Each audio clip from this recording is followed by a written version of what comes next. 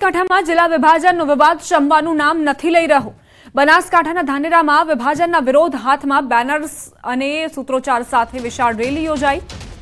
લોકોએ ધાનેરાના મામલતદારને આવેદનપત્ર પાઠવ્યું। રેલી સાથે તેમણે માંગ કરતા કહ્યું કે ધાનેરાનો સમાવેશ બનાસકાંઠામાં જ કરવામાં આવે। મહત્વનું છે કે આ બાબતે ધાનેરામાં બંધનું પણ એલાન અપાયું હતું, જેમાં વેપારીઓએ ધંધા રોજગાર બંધ રાખી બંધને સમર્થન આપ્યું હતું। हाँ, आवेदनपत्र अत्यारे मने धानेरानी प्रजा तरफथी मळ्युं छे। एमएलए साहेब पण अहींया आवेला छे। मैं आवेदन स्वीकार्युं छे। आज ज अमे कलेक्टर साहेब मार्फत सरकारमां मोकलावी आपीशुं। धानेराना प्रजाजनोए जे आवेदनपत्र आप्युं छे मैं स्वीकार्युं छे। धानेरा मांगे बनासकांठानी मांग साथे अत्यारे रेली निकळी छे। सीधा जे दृश्यो बतावी साथे कि लड़ेंगे जीतेंगे ना नारा साथे मोटी संख्यामां धानेराना धारासभ्य मावजीभाई देसाईनी આગેવાની હેઠળ કોંગ્રેસ અને ભાજપના જે લોકો સહિત ગામના વેપારીઓ જોડાયા છે અને મોટી સંખ્યામાં હાથમાં બેનર લઈને નીકળ્યા છે।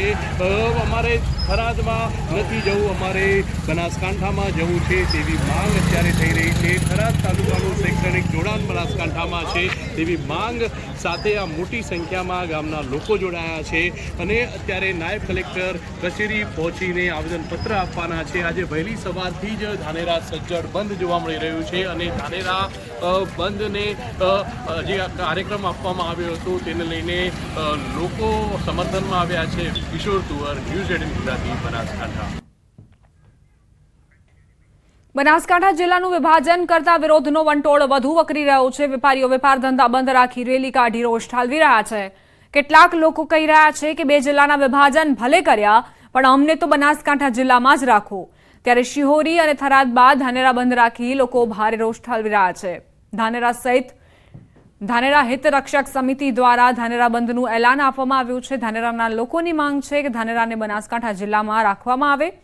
અગાઉ કાંકરેજના શિહોરીમાં પણ લોકોએ બંધ પાડી વિરોધ નોંધાવ્યો હતો। બજારો સજ્જડ બંધ રાખી કાંકરેજ તાલુકાને બનાસકાંઠામાં જ રાખવા માંગ કરાઈ હતી। બીજી તરફ થરાના લોકો પણ બંધ પાડી બનાસકાંઠા જિલ્લામાં જ રહેવા માંગ કરી રહ્યા છે। તેમાં ધારાસભ્યએ પણ સહમતિ દર્શાવી હતી।